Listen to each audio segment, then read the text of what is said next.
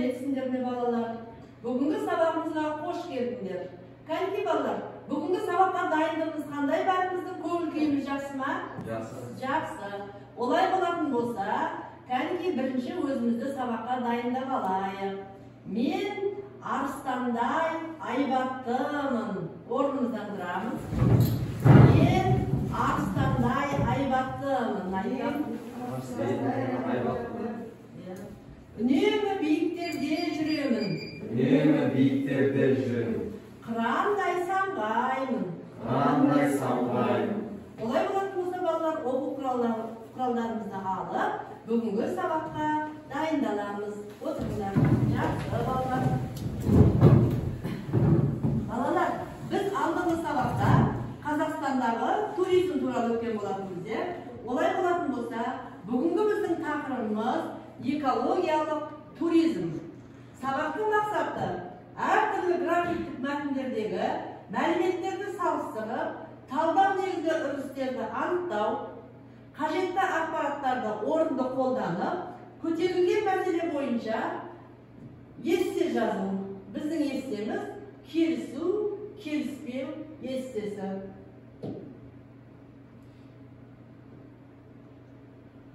Бағалау критерийлері. Сендер бүгін балалар мынау критерий бойынша жұмыс жасайсыңдар.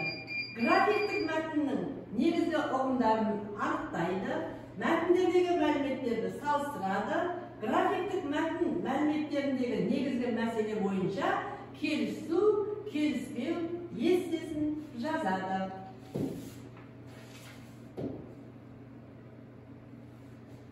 Балалар, экотуризм дегеніміз не? Біз алдыңғы сабақта Ұлы Жібек жолы бойында орналасқан қандай туризм жолдары бар екендігін білдік. Енді олай болатын болса, мінекей бірінші суретте біз осында мынадай кешенді орындармен жұмыс талқылаған болатынбыз. Ал бүгін енді экотуризм дегеніміз не? Қалай түсінесіңдер экотуризм дегенімізді? Мына суреттерге қарап болжап көрейік. Экотуризм дегеніміз не? Қанкей балалар? Кім айтады? Экотуризм дегенді кім қалай түсінеді? Жақсы, жылдыз айта ғой. Мамандар экотуризмнің анықтамасын табиғат аясындағы демалысқа жауапкершілікпен қарау және де қоршаған ортаны қорғау деп түсіндіреді. Табиғат аясында дүниелерге жауапкершілікпен қарап, қоршаған ортаны қорғау деп түсіндіреді. Жақсы. Тағы да кімнің қандай болжамдары бар екен? Жалпы балалар, туризм дегеніміздің өзі серуендеу. Егер жақын жерге шықса, онда ол серуен болып есептеледі екен. Ал енді алыс жерлерге барған кезде, ұзақ жол жүріп барсақ, олар не болады екен? Туризм болады екен. Жақсы. Тағы кімнің қандай болжамдары бар екен? Осы экотуризм туралы айта ғой. Дауысымыз шығармайды. Экотуризм дегеннен көптеген бағыттары бар. Яғни 4 бағыты бар. Оның біреуісі туристік ортада жүрген кезде, бір жергілікті бір жерге барған кезде сол жердің табиғатын бұзбау.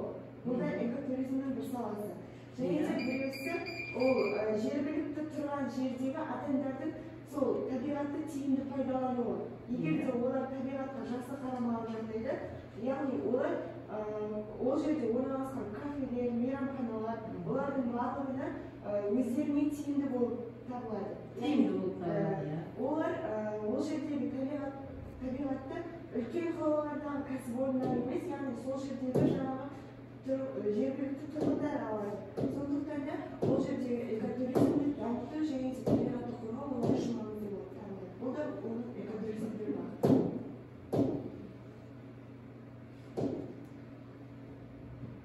Жақсы. Енді жаңа біз айттық, балалар. Экотуризм дегенімізде неге бағытталған? Экотуризмнің ұғымының Қазақстанға қандай қатысы бар? Соңғы кезде экотуризмнің қарқынды даму себебін қалай түсінесіңдер? Нәтижесі қалай болады деген сұраққа біз қазір жауап таптық.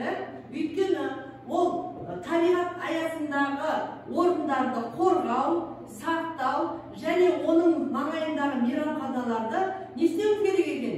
Таза ұстауымыз керек екен. Енді сонымен қатар тағы да осы экотуризм мәселесінің қандай нәтижесі бар деп ойлайсыңдар? Тағы қандай нәтижесі бар? Ол біздің экономикамызға пайдасы бар ма? Қалай деп ойлайсыңдар? Неге бағытталған екен бұл? Бірінші ол саяхаттың бағыты мысалы адам қолы тимеген немесе күнделікті тұрмыста алмай қалған жерлер. Оларға мысалы табиғи бақтар, ұлттық қорлар жатады.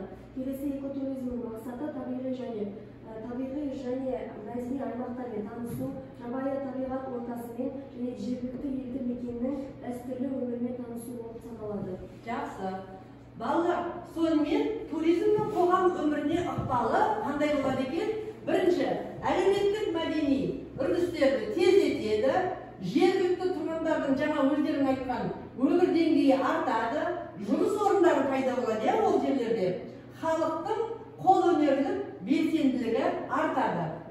Әлеуметтік және өндірістік инфрақұрылымдарды дамытады, төлем бағасында салымдар ұлғайтылады, валюталық түсімдер артады, табиғи кешендер кеңейеді, туризммен байланысты басқа да салалар дамиды.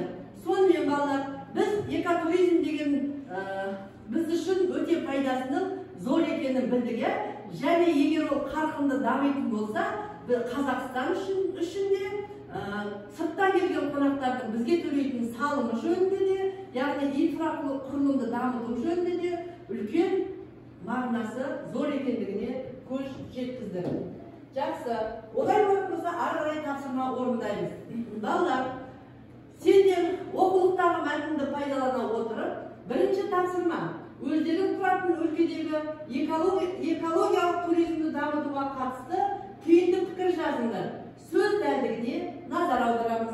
Дескриптор түйінді пікір жазамыз, сөз дәлдігіне назар аударамыз. Кәдімгі оқулықпен жұмыс жасаймыз. Мысал үшін өзіміз тұрған өлкеде не бар? Жақсы, шу өзенінің бойында жақсы орындар бар, міне. Осы жерлерге туризмді дамыту үшін не істеу керек соның бойында, шу өзенінің бойында? Бізде мысал үшін мына жақта үнемі сырттан келіп, Көктал деген орын бар, сол жерден осы туризм сырттан келген қонақтарды күту үшін ол жерге нелер салу керек, не істеу керек? Мейрамханалар, ойнайтын орындар, демалатын саяхат орындарын салуға болады. Кәдімгі осы жөнінде нақты өзіміздің пікірімізді айтып жазып көрейік. Уақыт кетті.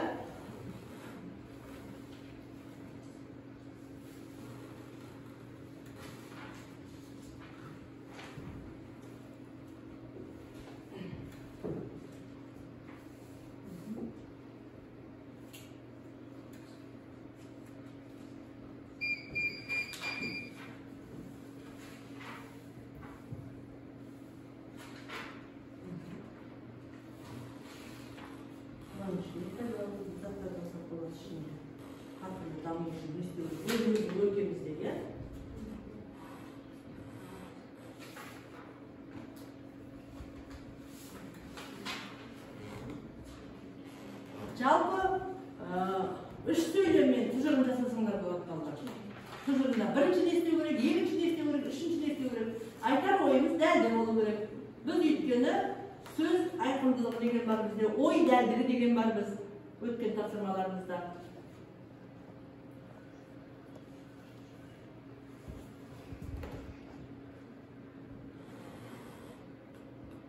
Отырған орнымызда қалай ұстауымыз керек табиғатқа кері әсерімізді тигізбеу үшін? Бір тұжырым.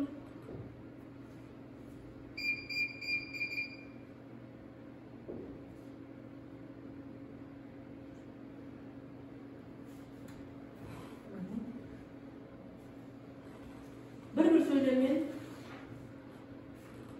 кәдімгі үш оқимыз. Дидар жазғаныңды оқи ғой. Өзіміздің өлкедегі туризмді дамыту үшін арнайы туристік орталар ашуымыз керек. Жақсы, өте тамаша. Мадина. Туристер бізге көптеп келу үшін осында жолдарды жөндеу. Жолдарды жөндеу қажет. Жақсы. Қазіргі кезде де жол жөндеу болғанын жатыр. Жұлдыз, сен не айтар едің? Үшінші, біз қоршаған ортаны таза ұстауымыз қажет. Қоршаған ортаны таза ұстауымыз керек. Алып қосарларың бар ма? Тағы не істеу керек еді балалар? Гүлбара не істеуіміз керек еді тағы да? Табиғатты аялап өзіміздің орнымызға әжет дамытуымыз керек туризм саласында. Иә, дамыту керек, иә? Жақсы жарайды, отыра қойыңдар балалар. Жақсы. Енді жаңағы алдағы мәтіндерді пайдалана отырып, мәтіндердегі мәліметтерді вен диаграммасы арқылы салыстырамыз және қорытынды шығарамыз. Бірінші, Қазақстан Республикасы экотуризмнің дамуына арналған іс-шаралар. Қазақстан Республикасы туризмнің дамуына арналған іс-шаралар және экотуризмнің қоғам өміріне ықпалы қандай? Мына тескерту бойынша жұмыс жасайсыздар балалар. Мәліметтердің әрқайсысының ерекшелігін ажыратады, мәліметтердің ұқсастығын анықтайды, қорытынды ұсынады. Яғни туризмнің дамуына арналған іс-шаралар және экотуризмнің қоғам өміріне ықпалы. Екеуін салыстырамыздағы қандай айырмашылықтары бар, ұқсастығын табамыз. Іске сәт орындаймыз балалар.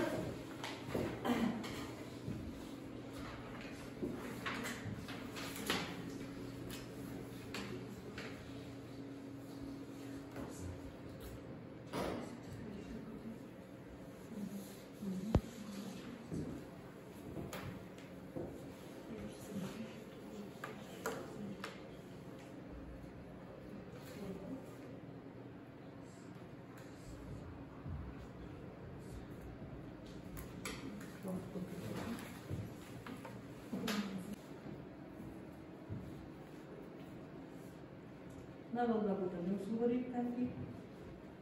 Liste bakayım.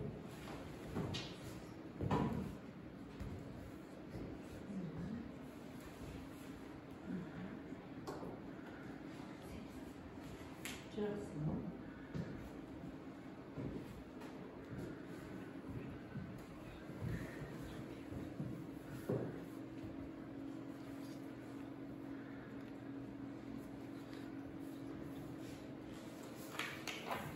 Жақсы жұмыс жасап жүр. Жақсы, тамаша.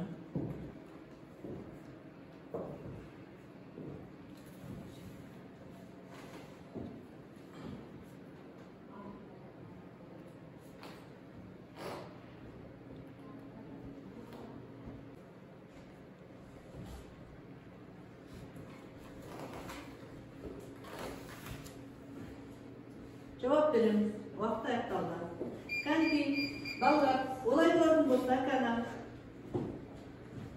Қазақстан Республикасы экологиялық туризмнің дамуына арналған бірінші қандай іс-шаралар бар еді? Қандай іс-шаралар бар еді? Кім айтады? Кімнің есінде қандай? Өткен сабақта айтып балалар? Иә, айта ғой. 2007 жылы Қазақстан Республикасының президенті бойынша 8 экожүйелік құрылымы. Жақсы. Одан кейін тағы ең басты, иә? Айта ғой. 2019 жылы Іле Алатау шағын шатқалы Көлсай секілді әдемі жерлерді дамытуға арналған Иә. Одан да тағы ең бастысы 2016 жылы Жасыл ел бағдарламасының құрылды, иә? Жасыл ел бағдарламасы құрылды. Жақсы.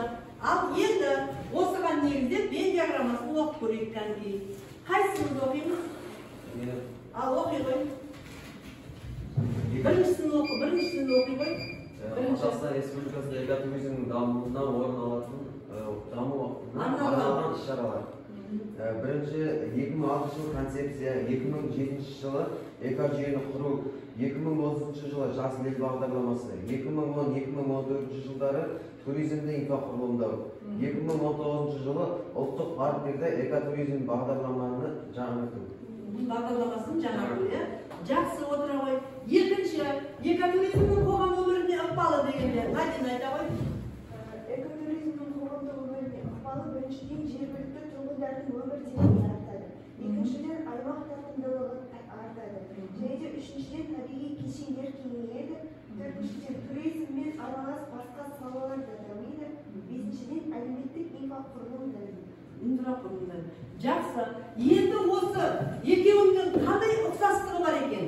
Екеуінен қандай ұқсастық таптыңдар енді? Екеуі де даму туралы айтып. Жақсы, жұлдыз ерекше айта қойшы. Екеуі де Экотуризмнің дамуына жатады. экотуризмнің дамуына жатады. Жақсы балалар, өте тамаша жауап бердіңдер. Балалар, бүгін қазір олай болатын болса, үшінші тапсырма беріледі сендерге. Жаңа бағалау критерийінде айтқан болатынбыз, келісу, келіспеу естесін жазамыз деп. Экотуризм қазақстандық туризмнің дамуына әсер ете ала ма? Келісу, келіспеу естесін жазыңыз дейді.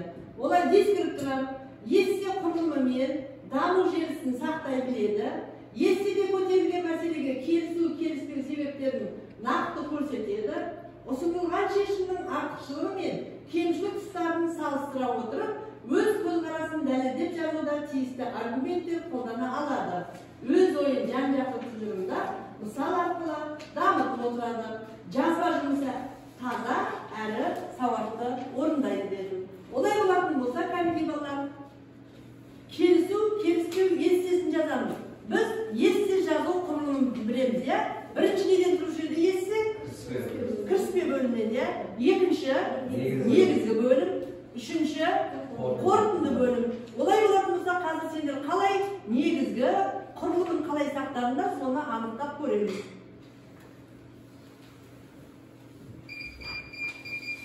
Экотуризм қазақстандық туризмнің дамуына әсер ете ала ма?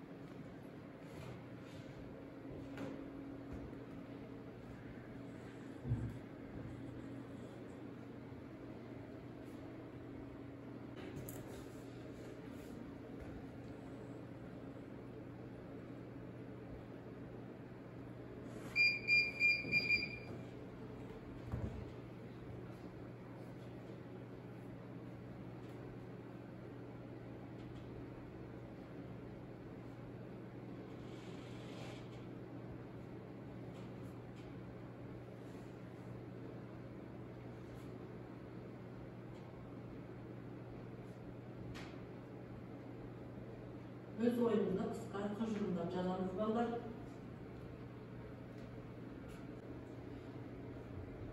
Жақсы. Балалар, олай болатын болса, қанекей. Бірінші, эссенің құрылымын сақтай отырып, кіріспе бөлімнен бастап оқимыз. Балалар, біз келешекте алдағы уақытта есте жазамыз, мемлекеттік емтиханда. Біздің әрбір сабақта жазған эссеміз, ол біздің емтиханға дайындық жұмыстарымыз. Сондықтан кәдімгі бірінші кіріспе бөлімін кім оқиды екен? Жарайды, кім оқи ғой? Экологиялық туризм сауаттанушылық, танымдылық, қарым-қатынастық қажеттілік ұштастыратын туризмнің түрі. Жақсы, жақсы. Кіріспеге солай жаздым, Жақсы, екінші негізгі бөлімді Абдидар оқи ғой. Мен экотуризмнің қазақстандық туризмнің дамуына жақсы әсер ететініне келісемін. Экологиялық туризмнің танымдық, ғылыми, оқиғалы деп аталатын үш өзекті бағыты жергілікті мәдениет пен қоршаған ортаны тануға мүмкіндік береді. Экологиялық тур кезінде демалушы жабайы табиғатпен тығыз байланыста бола алады. Бұл басқа турлардың бірінде жоқ. Яғни туристерді қызықтыруға әбден болады. Әр нәрсенің екі жағы бар. Bir жағынан қарасақ, Қазақстандық туризмді экотуризм арқылы дамыту күрделі іс. Қазақстандық туризм болашағы бар салалардың бірі. Елімізде туризм саласы дамыса, экономикалық деңгейіміздің өсуіне де ықпал етеді. Сондықтан бұл күтілмейтін мәселе болғандықтан, салаға инвестиция тарту секілді қарқындап дамытудың басқа да жолын қарастыру керек деп ойлаймын. Өте тамаша, жақсы, өте тамаша. Өз ойын тұжырымда нақты жазды деп ойлаймын. Келісемін дейді. Ал енді балалар, осы естенің енді қорытынды бөлім болады, кәнде кім қалай тұжырымдады екен? Гүлбара оқи ғой. Еліміздегі экотуризм саласын дамыту бойынша бағдарламалар іске қосылып, алғашқы қадамдар жасалып жатыр. Қазақстандағы туризм мен экотуризм саласын біріктіріп, бір арнаға бағыттаса, екі түрлі сала ортақ жемісін тез арада көріп, нәтижесін берер еді. Дұрыс айтасың, келісесіңдер балалар? Келістік. Сонда біз бүгін экотуризмнің дамуына келісеміз, себебі оның біз үшін пайдасы зор, еліміз үшін де пайдасы өте зор екен. Енді келешекте осы өздерің туып өскен өлкеде осындай туристік орындар дайындауға ат салсыңдар. Себебі балалар туған жерге тағзым деген бар, Жақсы.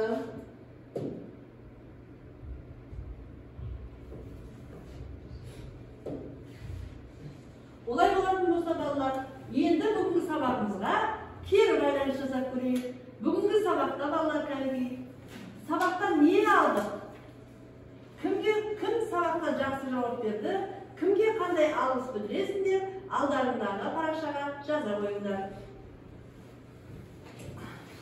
Балалар, бүгінгі сабақта ең жақсы жауап берген оқушы 10 балдық жүйемен бағаланады.